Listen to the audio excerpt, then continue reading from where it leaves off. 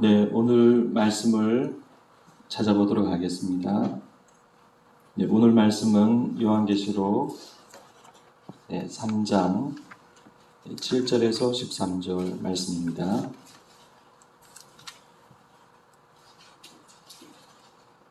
요한계시록 3장 7절에서 13절 말씀입니다. 네, 제가 읽어드리겠습니다. 필라델비아 교회의 사자에게 편지하라.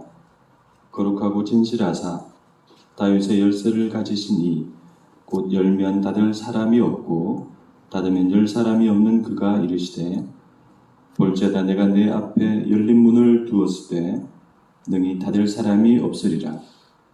내가 내 행위를 아노니 내가 작은 능력을 가지고서도 내 말을 지키며 내 이름을 배반하지 아니하였도다. 보라, 사탄의 회당 곧 자칭 유대인이라 하나 그렇지 아니하고 거짓말하는 자들 중에서 몇을 내게 주어 그들로 와서 내 발 앞에 절하게 하고 내가 너를 사랑하는 줄을 알게 하리라. 내가 나의 인내의 말씀을 지켰은즉 내가 또한 너를 지켜 시험의 때를 면하게 하리니 이는 장차 온 세상에 임하여 땅에 거하는 자들을 시험할 때라. 내가 속히 오리니 내가 가진 것을 굳게 잡아 아무도 내 면류관을 빼앗지 못하게 하라. 이기는 자는 내 하나님 성전의 기둥이 되게 하리니 그가 결코 다시 나가지 아니하리라. 내가 하나님의 이름과 하나님의 성 곧 하늘에서 내 하나님께로부터 내려오는 새 예루살렘의 이름과 나의 새 이름을 그의 위에 기록하리라. 귀 있는 자는 성령이 교회들에게 하시는 말씀을 들을지어다. 아멘. 네, 오늘 말씀의 필라델비아 교회는 서머나 교회와 같이 칭찬을 받은 그런 귀한 교회입니다. 필라델비아 교회는 작은 교회였는데 서머나 교회만큼 박해를 받지는 않았지만 그래도 유대인들의 비방과 거짓 고소에 시달리면서 많은 어려움을 겪었습니다. 이런 사실은 예수님께서 필라델비아 교회에 다윗의 열쇠를 가지신 분으로 또 그들 앞에 큰 열린 문을 두신 분으로 나타나신 것으로 알 수 있습니다. 예수님의 이 모습은 이사야서 22장 22절 말씀을 가리킵니다. 거기에 보면 내가 또 다윗의 집의 열쇠를 그의 어깨에 두리니 그가 열면 닫을 자가 없겠고 닫으면 열 자가 없으리라. 예수님께서 이 이사야서 말씀의 모습으로 필라델비아 교회에 나타나신 이유가 무엇일까요? 그것은 이 필라델비아 교회가 지금 자신들의 상황이 다 닫혔다고 생각할 정도로 어려웠기 때문입니다. 그 도시에 번성했던 유대인들은 필라델비아 교회 신자들을 자신들의 회당에서 출교하고 자신들만이 하나님의 참된 백성이라고 주장했습니다. 그리고 그들은 자신들의 영향력을 이용해서 시당국에 필라델비아 교인들을 계속 고소했습니다. 그러므로 이런 닫힌 상황 속에 이 작은 필라델비아 교회 공동체는 좌절감과 절망감을 많이 느꼈습니다. 그렇지만 이 교회는 그런 상황 속에서도 주님 앞에 신실했습니다. 예수님께서 이 교회를 향해서 이렇게 말씀하십니다. 내가 내 행위를 아노니 내가 작은 능력을 가지고서도 내 말을 지키며 내 이름을 배반하지 아니하였도다. 이 말씀은 이 교회가 자신들의 그 어려운 상황 속에서도 계속 싸우며 신앙을 지켜나갔다는 의미입니다. 공동체는 작고 자신들의 능력은 작았지만 낙심과 싸우고 좌절과 싸우고 그들은 교회로서 계속 존재했습니다. 매우 신실한 모습이죠. 그래서 예수님도 이 필라델비아 교회에 거룩하고 진실하신 모습으로 나타나 주셨습니다. 여기서 이 진실하다는 말은 신실하다는 그런 말입니다. 거룩하고 신실한 교회에 나타나신 거룩하고 신실하신 예수님, 그리고 예수님은 이 귀한 교회에 다윗의 열쇠와 열린 문을 보여주셨습니다. 그래서 우리 교회도 이와 같은 칭찬과 복을 받기를 소망합니다. 우리 교회도 작은 교회고 저도 별 능력이 없는 작은 목사입니다. 우리 교회와 성도님들 앞에도 닥친 상황들이 많이 있습니다. 그러나 그런 어려운 형편과 사정에도 불구하고 우리 성도님들과 제가 늘 주님 앞에 신실했으면 좋겠습니다. 그래서 어려움 가운데에서도 열린 문을 통해서 다윗의 집, 즉 하나님의 나라로 계속 들어가기를 바랍니다. 필라델피아 교회를 사랑하시는 예수님께서는 이 교회에 몇 가지 증거의 말씀을 주셨습니다. 첫째는 교회를 비방하고 괴롭히던 유대인들 가운데 몇 사람을 이 교회 앞으로 나와서 회개하게 하신다는 말씀입니다. 이렇게 하여서 예수님은 유대인들을 영적으로 굴복시키시고 누가 하나님의 참된 백성인지, 누가 하나님의 참된 공동체인지 보여주시겠다는 것입니다. 이것은 무엇일까요? 네, 이것은 증거입니다. 예수님은 신실한 교회와 성도에게 이렇게 자신의 사랑과 은혜를 증거로서 보여주시는 것입니다. 그래서 우리는 어려운 길과 답답한 상황 속에서도 주님께서 보여주시는 그 증거를 보면서 힘을 얻게 됩니다. 여러분들도 그와 같은 은혜와 복을 많이 받으시기를 바랍니다. 두 번째는 너를 지켜 시험의 때를 면하게 하신다는 말씀입니다. 내가 나의 인내의 말씀을 지켰은즉 내가 또한 너를 지켜 시험의 때를 면하게 하리니 이는 장차 온 세상에 임하여 땅에 거하는 자들을 시험할 때라. 우선 이 말씀과 관련하여서 몇 가지 오해를 살펴보겠습니다. 일부 학자나 목회자 가운데 이 말씀을 근거로 환란 전 휴거를 말씀하시는 분들이 있습니다.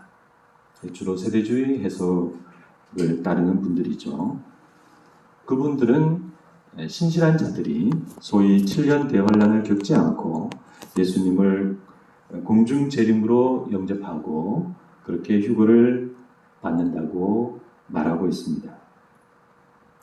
그러나 휴거나 공중 재림이나 7년 대환란이나 이것은 성경적인 근거가 조금 부족한 문자적 해석이라고 할 수 있습니다.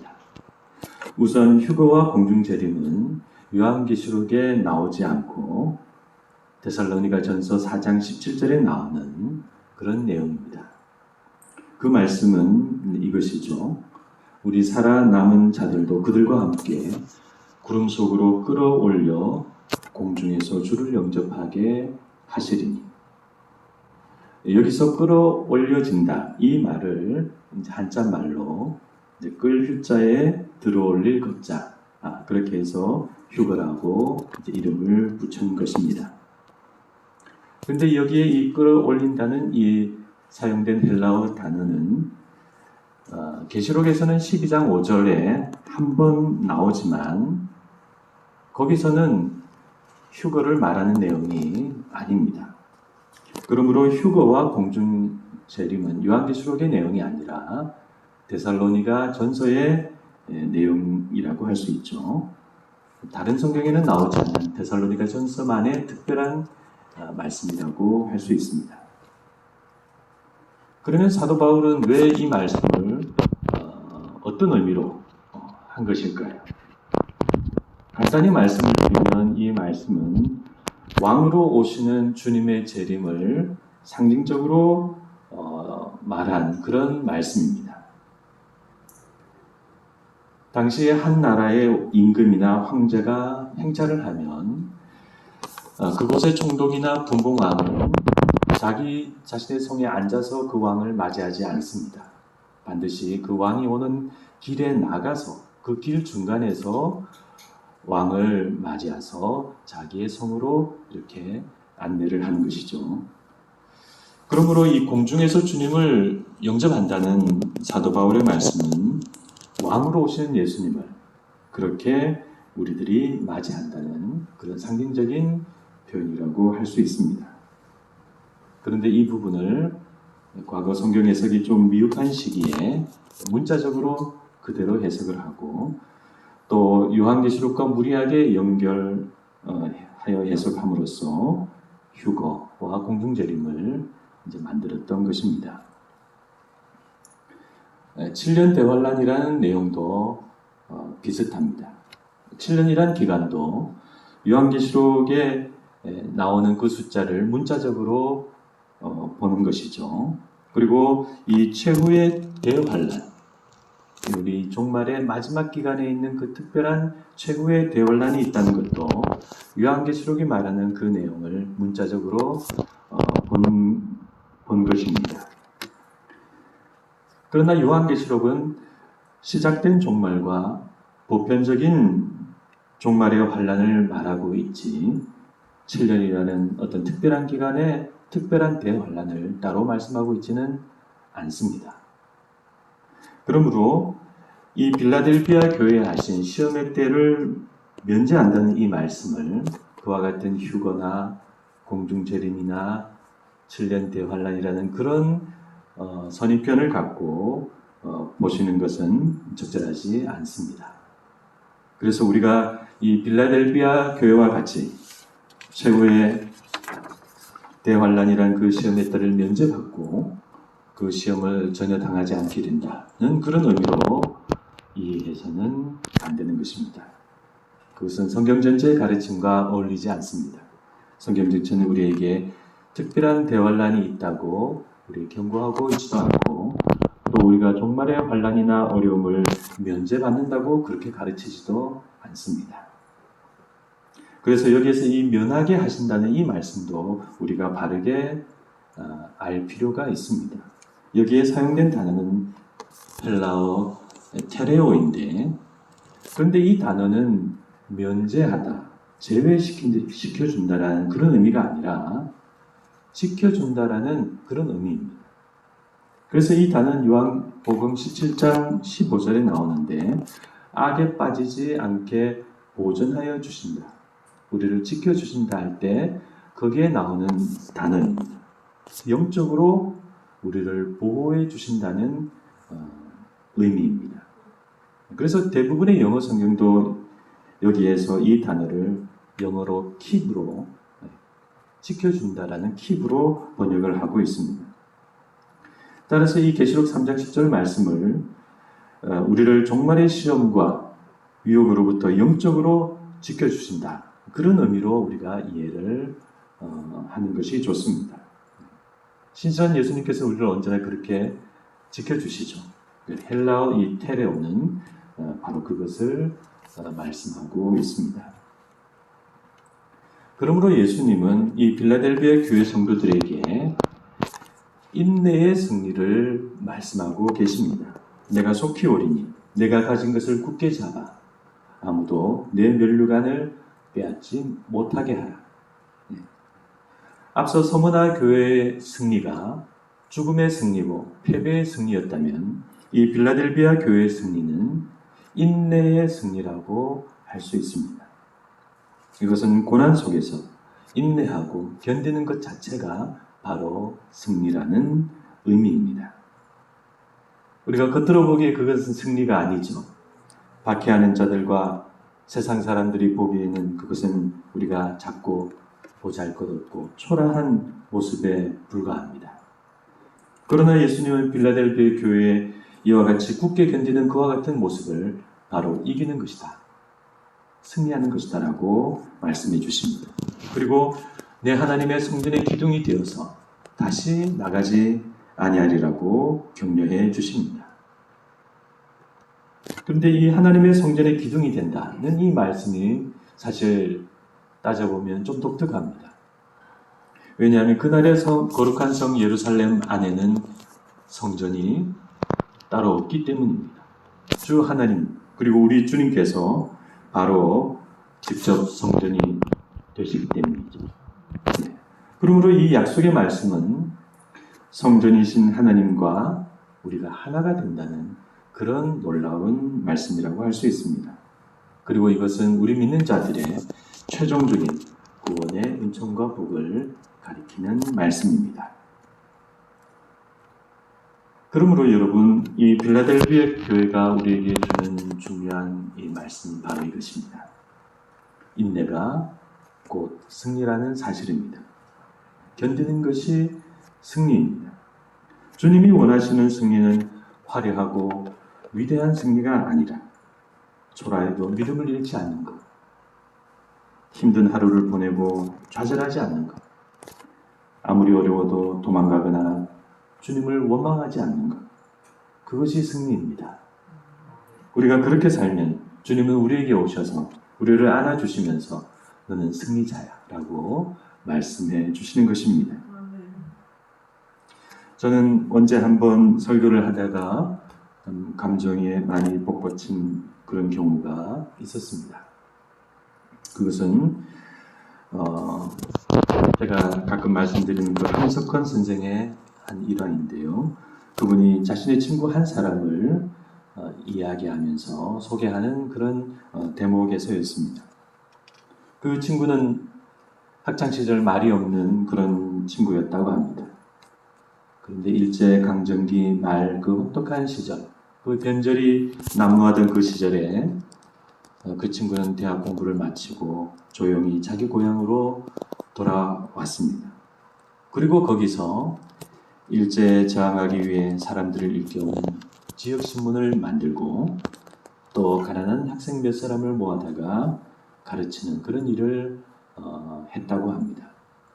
그런데 그런 일을 하는 것도 몇 해가 지나지 않아서 얼마 후에 그분은 병을 얻어서 쓸쓸히 돌아가셨다고 합니다. 함석헌 선생은 나중에 그 소식을 듣고 눈시울을 적시게 되죠.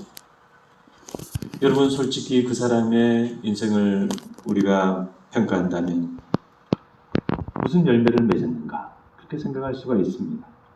그분이 자기 돈을 털어 지역사회에 사람들을 일깨우는 신문을 발행하고 가난한 학생 몇 명을 모아다가 오히려 먹이고 입히면서 가르친 그 일이 무슨 소용이 있을까요? 그 일이 과연 무슨 결과나 나왔을까요? 아마 사실 아무런 일도 일어나지 않았을 것입니다. 누가 보더라도 그 삶은 쓸쓸하고 초라한 그런 삶이었죠. 차라리 대학 공부까지 마친 그 사람이 자기 인생을 위해서 열심히 살았다면 좋은 결과를 얻었을 것인데 그렇게 쓸쓸하고 아무도 알아주지 않는 그런 삶을 살았던 것입니다. 그러나 그 삶은 함석헌 선생을 울리고 또 작은 글로서 지금까지 남아 있습니다. 만약에 우리 주님께서 그 사람의 인생을 보신다면 그 사람을 분명히 귀하게 보실 것입니다. 그 어려운 시기 암울한 자리에서 남모르는 훌륭한 삶을 살았기 때문입니다. 말씀을 맺고자 합니다. 빌라델비아 교회는 닫힌 문들 앞에 놓인 그런 작은 교회였습니다.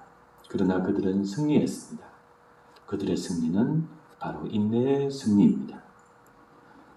그러므로 하나님의 사랑을 받으시는 여러분들께서도 모든 힘든 상황, 인내로서 승리하시는 승리자가 되시기를 주님의 이름으로 축원합니다. 네, 기도하시겠습니다. 사랑이 많으신 하나님 아버지,